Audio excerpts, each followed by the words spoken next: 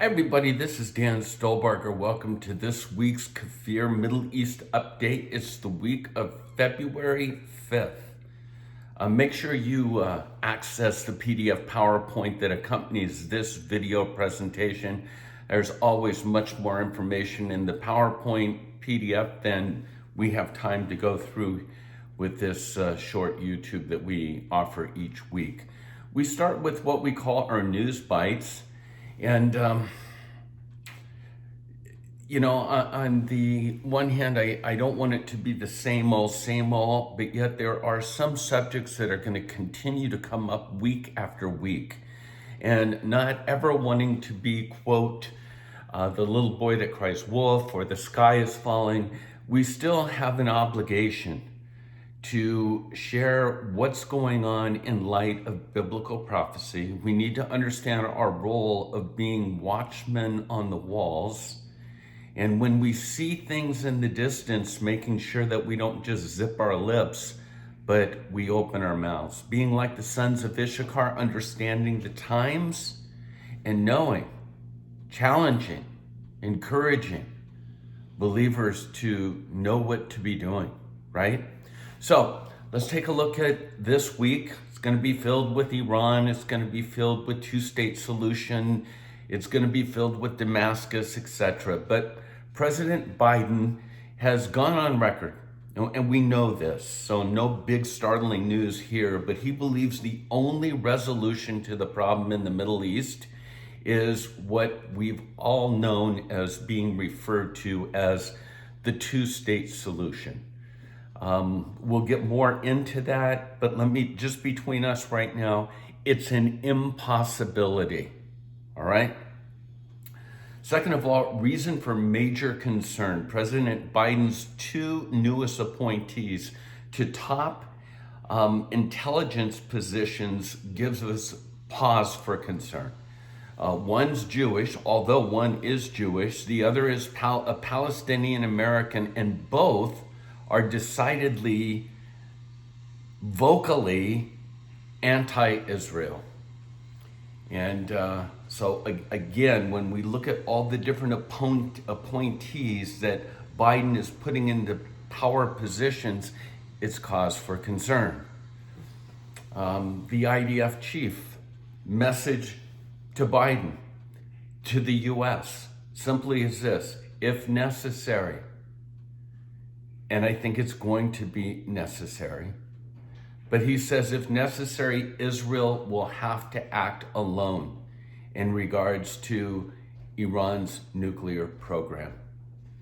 As you know, last week there was an explosion outside of the Israeli embassy in India. A small device went off, no casualties whatsoever, but the note that was left is cause for concern. It hints that because of course, the assassination on both Soleimani as well as Farkhazada, I hope I said that right. Well, I don't care if I didn't say it right. But because of both of them being, holding Israel and the U.S. accountable, the note simply said this is a prelude for other attacks that are coming. We know that there was recently an Iranian attack against the Israeli embassy in Africa that was foiled. And then just in this morning, I just saw it on my Twitter feed, there was a strike, Israeli airstrike reported after Iran was spotted moving weapons from Tehran to Damascus. And from what I'm getting right now, massive strikes along the Golan as well. Again, Israel's red line: you will not have weapons. You will not have a presence, speaking primarily of Hezbollah, on the border between Israel and Syria in the Golan. And never forget, back to the word of God, the prophecy of Isaiah 17, okay? Damascus will be taken out. It will be a blink of an eye. So every time we read something like this, it does conjure up those thoughts of, is this the time? So that's our news bites. Let's go into our our major articles for this week. Again, surprise to you? Do you realize it's been over 2 weeks now since newly installed President Joe Biden has been in office? And although he's reached out to the Palestinians, Abbas, the Iranians, guess who's not received a phone call yet? After 2+ weeks. If you're guessing Israel, if you're guessing Bibi Netanyahu, you're right. Is that cause for concern? It is for me. And then we have this whole Iran and Israel sort of thing. And just from the Israeli side of things, it's again, Middle East update. The IDF Chief of Staff, Aviv Kochavi, said that he has ordered the preparations of plans to attack Iran's nuclear sites in order to prevent the Islamic Republic from obtaining a nuclear weapon. He goes on simply to say, our government will, of course, be the ones that make this decision, but the plans need to be ready and approved for if that decision is for now. These are the days in which we're living. And then we go back to the U.S. and the U.S.'s stance on the Iranian nukes. Again, if you've been keeping up, you realize that this timetable has been rapidly moved up. We're hearing now that Iran could have the capacity for a nuclear weapon within 2 weeks. Others, more conservative, would say, no, it's more like 6 months. But the fact remains, it's close. And so the two sides, the pro get back into the Iranian nuclear policy, Biden is going to say, now more than ever, we need to rejoin. And then, of course, those on the other side, Israeli, are saying, now that more than ever, we need to take action. That's where we stand. And the appointees from Biden are going to be primarily, and I would hate to say you heard it here first because that's not who we are. We're just reporting. But the bottom line is we're going to join. That's what's going to take place. And between us, Iran's not going to stop. And somewhere down the road, maybe sooner rather than later, Israel will have a preemptive strike. That's the bottom line. Again, more articles on the nuclear program. As I've mentioned before, I've given you the debate on both sides. If it is that close, do we rejoin and try to slow it down, or do we support Israel, and do we, in a sense, become part of this combined effort to take out the Iranian program? That's an article you can see. Now, we haven't heard of it for a bit, but there's more fake news out there, especially coming out of the Middle East. There was a 17-year-old Palestinian terrorist that attacked an Israeli female soldier, tried to stab her,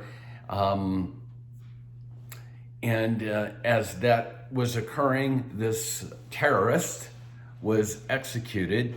And yet, how is this presented to the world? How is the news slant in all of this?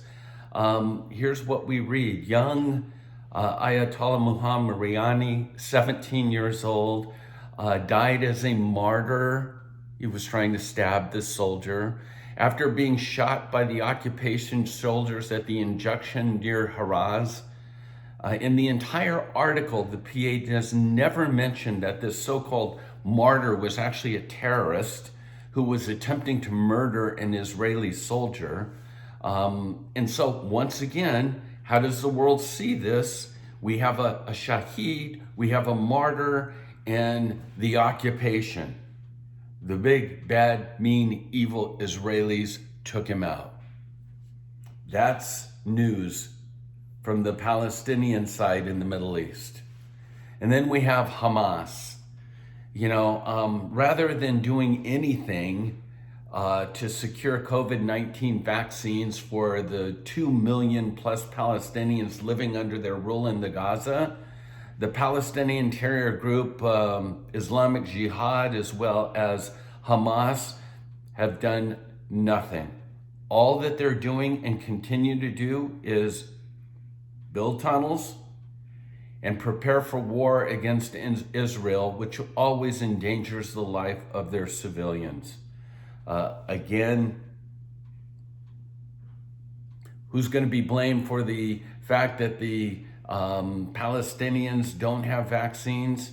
You probably haven't heard this. Israel just gave 3,000 vaccines to Fatah, never mentioned in the media whatsoever. And all we're hearing is that Israel is not doing this. Humanitarian crisis. Unbelievable. And then to top it off, in Israel right now, it's a celebration of planting trees. It's amazing. If you've been to Israel, you realize when Israel came in 48 or even before that, or as they're making their way back, Israel was simply a swampland.